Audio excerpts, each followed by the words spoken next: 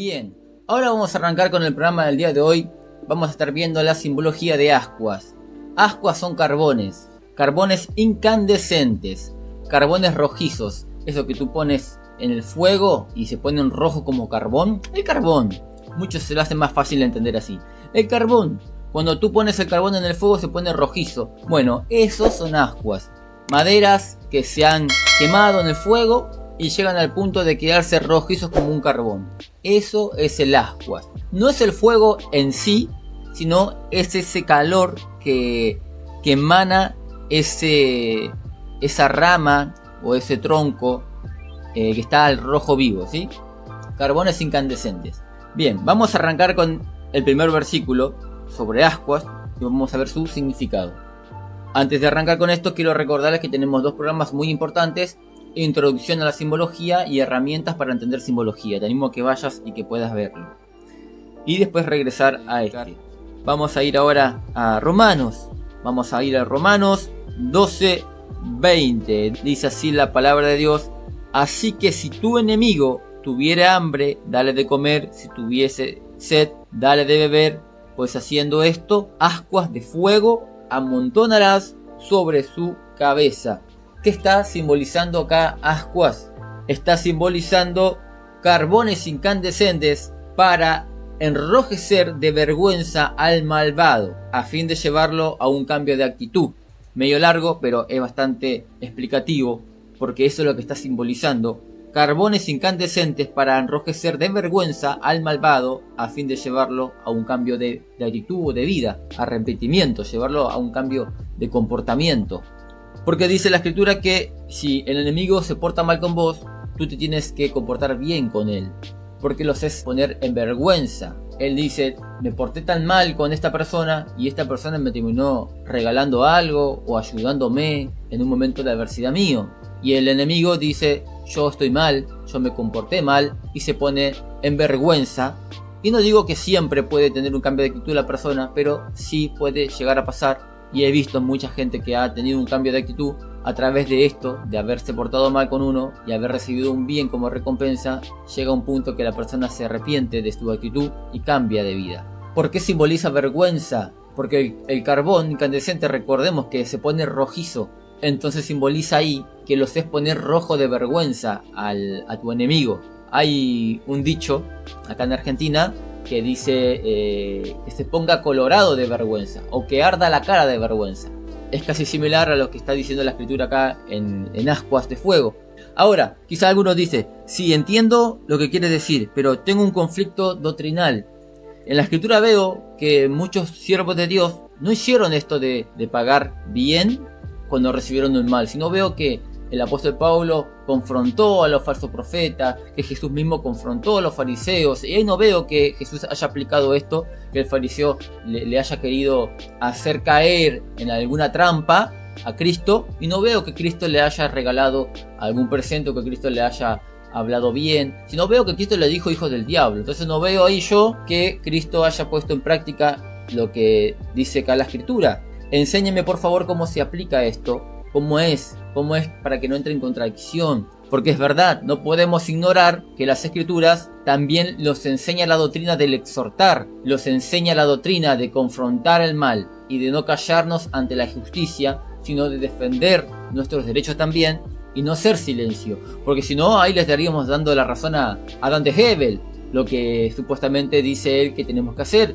que es imitar a Gamaliel, que Gamaliel no hizo nada al respecto cuando estaba pasando algo. Dijo él que no teníamos que hacer absolutamente nada. Te animo que puedas ver el programa de MB Exhortar, donde hablamos sobre Dante Hebel y sobre esa doctrina.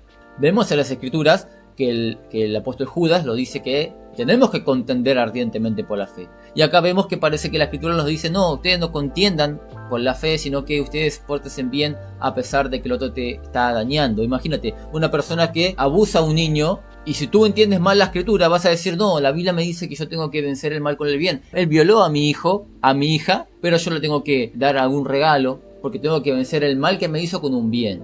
¿Esto es así o esto no es así? Vemos en las escrituras que en el Antiguo Testamento el enemigo venía a dañar al pueblo, y ¿qué hacían ellos? ¿Le daban regalos? ¿Le decían: venga, vamos a tomar unos mates? No, ellos agarraban la espada y se defendían y mataban al pueblo enemigo. lo vemos en las escrituras, en las historias de la Biblia. Vemos que no se aplica este principio que el apóstol Pablo está diciendo, que también se encuentra en Proverbios. Entonces, ¿cómo aplicamos esto? ¿En qué momento se aplica? ¿En qué momento no se aplica? Bueno, yo te voy a explicar algo. Este programa va a ser un poco largo, pero va a ser muy importante para aprender sana doctrina y también entender el significado de ascuas de fuego y cómo aplicar este principio en nuestras vidas, ¿sí? La Biblia dice que la misericordia triunfa sobre el juicio, ¿sí? Tenemos esos versículos también que juegan a favor de este versículo que vemos del apóstol Pablo, que dice que sí, tenemos que tener misericordia y no ser juiciosos, porque la misericordia triunfa sobre el juicio. Pero vemos en las escrituras que hay momentos que los apóstoles confrontaron. El apóstol Pablo confrontó a Pedro, no le dijo, bueno, Pedro se está portando mal, pero se tengo que vencer el mal con el bien, así que no le olvidé decir nada a Pedro.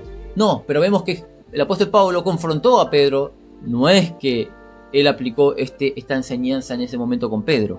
Entonces, la pregunta es, ¿en qué momento aplico esto en mi vida?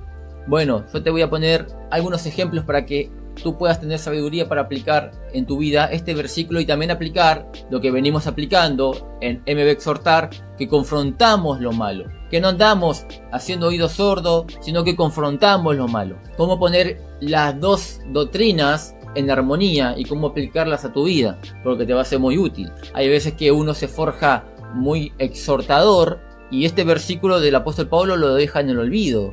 Entonces, ¿en qué momento se aplica esto que dijo el apóstol Pablo? Yo te voy a poner algunas reglas. Tenemos reglas absolutas que se aplican siempre. Después tenemos reglas relativas. Después tenemos reglas excepcionales.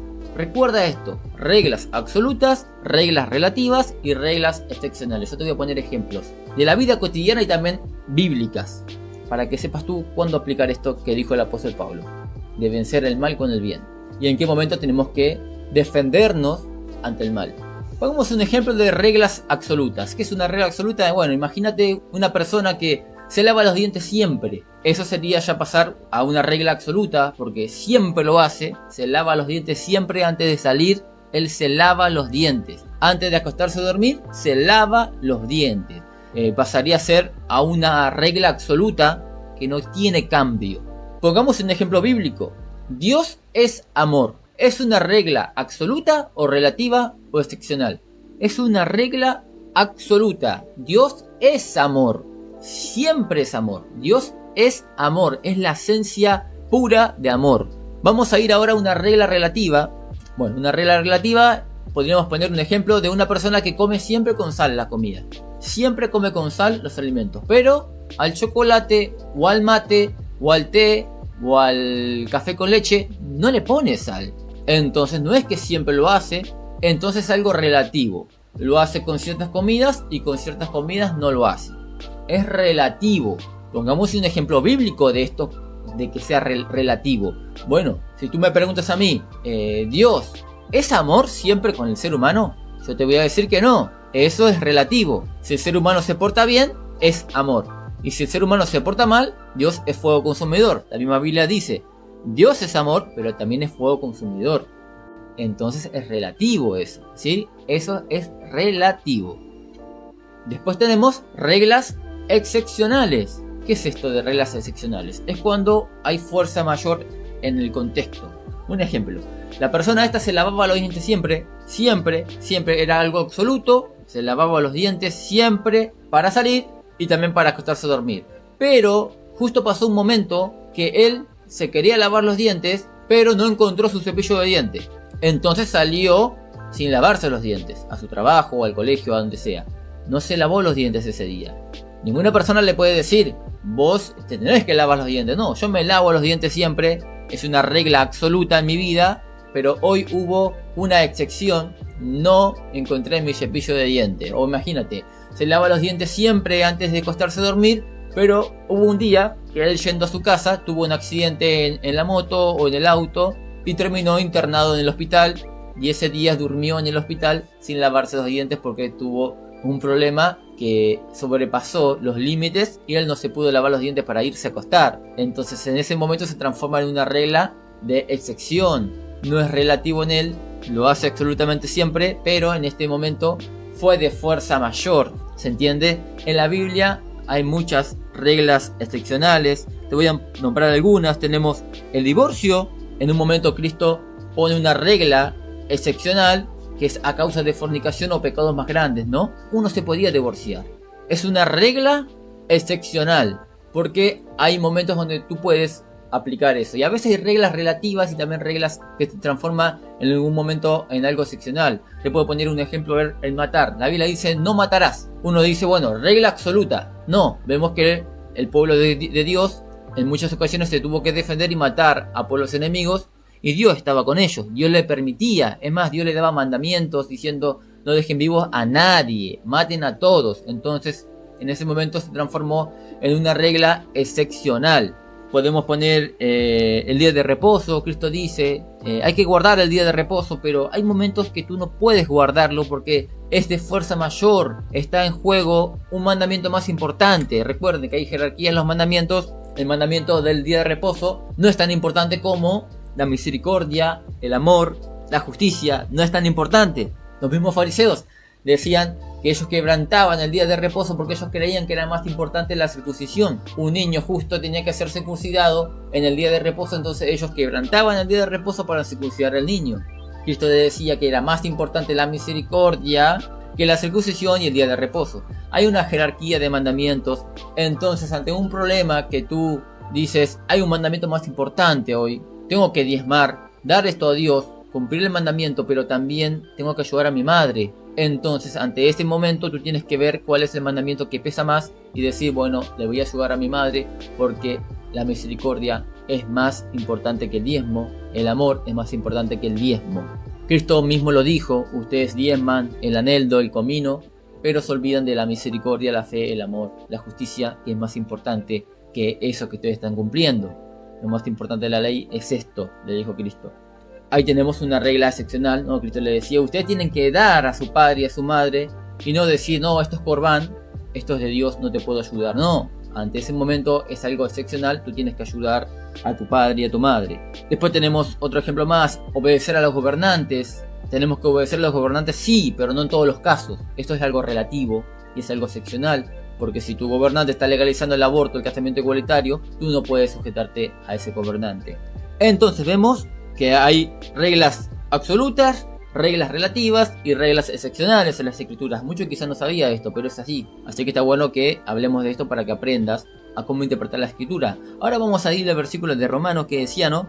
¿En qué momento yo tengo que aplicar la doctrina de la exhortación, del juzgar, de no callarme la boca, sino que defender, ir al choque? ¿Y en qué momento tengo que decir voy a vencer el mal con el bien? No tengo que decir nada, me tengo que callar la boca. ¿En qué momento lo tengo que hacer? Vemos que esto es relativo, ¿sí? Es relativo. ¿Tengo que yo vencer siempre el mal con el bien? En todos los casos, ¿esto es una regla absoluta? No lo es. No es una regla absoluta eso. Porque vemos cómo confrontaba a Cristo con los fariseos, ¿sí? No es una regla absoluta. ¿Tengo que exhortar siempre yo a todos? ¿Me tengo que defender de todos? Si alguien me hace un daño, ¿siempre tengo que yo defenderme? No, no es una regla absoluta tampoco. Esto es relativo. ¿Cómo es esto? Va a cambiar según el contexto, va a cambiar según la persona que te ataca. Si la persona es una persona dura, malvada, que muchas veces ha hecho maldad y que no ha cambiado su actitud a pesar de que uno le haya hablado bien o de que a veces uno le haya pagado bien a pesar que él solamente ofrece cosas malas y esta persona sigue con la actitud de seguir en la misma, ahí se aplica la doctrina de la exhortación. Pero si tú no conoces a tu enemigo, tuviste un conflicto con una persona que no conoces, ella se comportó mal con vos y tú no conoces si en verdad ella puede llegar a cambiar de actitud al tú darle un bien por el mal que recibiste, ahí es cuando tú tienes que aplicar este versículo. Se portó mal contigo, te ha insultado, te ha querido hacer trampa, te ha querido perjudicar. Prueba, lo primero siempre es la misericordia. La misericordia triunfa sobre el juicio, siempre la misericordia está en primer lugar. Cuando tú agotas los recursos de la misericordia, tienes que ir ya al juicio. Dios ha tenido misericordia contigo, a pesar de que tú fuiste malo con él. Porque primero está la misericordia. Si tú sigues en la obstinación, Dios te va a dar juicio, castigo. Siempre es así. Tú tienes que tratar de vencer el mal con el bien. Y eso significa que tienes que agachar la cabeza y tratar de vencer el mal que te está haciendo con un bien. Regálale algo. Felicítalo por su cumpleaños. Saludalo. Hace chistes con él, trátalo bien, no le hables a la par. De esta forma acumulas vergüenza sobre su cabeza y él va a llegar a un cambio de actitud, a un arrepentimiento. Puede ser que no, claro que puede ser que no cambie, a pesar de que tú le des un bien por su mal.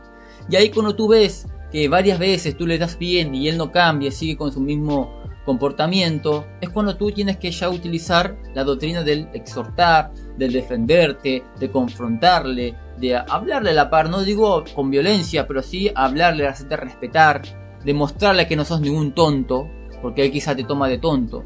Entonces en ese momento tú aplicas la otra doctrina. Así tú puedes manejarte en la vida aplicando ambas doctrinas, porque si no te vas a equivocar, vas a confrontar siempre, vas a estar defendiéndote siempre y nunca vas a conocer la posibilidad, la herramienta, el arma que Dios te deja de vencer el mal con el bien. Entonces esto es relativo, es según el contexto. Ahora, ¿por qué nosotros hablamos duramente?